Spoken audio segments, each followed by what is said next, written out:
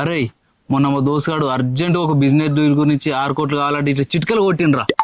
ఇప్పుడు నేను అడిగితే నీ ఇప్పుడు లేవంటుండు. నాకేమో ఇప్పుడు ఘోరంగా అవసరం ఉంది. అరే నీకు పైసలే కదా కావాల్సింది. ఒక్క నిమిషం ఆగు. హలో పిఏ, నీకు ఒక అకౌంట్ నెంబర్ పంపిస్తున్నా, వెంటనే ఒక 10 కోట్లు పంపి. వస్తున్నాయిరా. గవర్న ఎందుకురా 10 కోట్లు? నాకు 6 కోట్లు చాలు. 4 కోట్లు చిల్లర ఖర్చులకి అవుతాయిరా, ఉంచుకోరాదురా. ఎటు పోతాయి పైసలు? అంతేనా?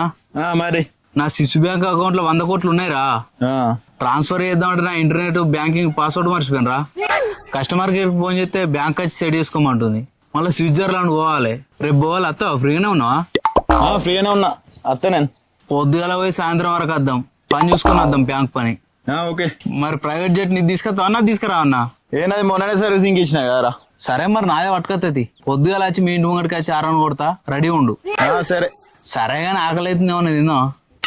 సరే కానీ పర్సులో 10 రూపాయలే ఉన్నాయి. నా దగ్గర 10 ఉన్నాయి. పోయి ప్లేట్ పునుగులు తిందాంపా. ఇదేంటైతే పోయి ప్లేట్ పునుగులు తిందాంపా. యవ్వా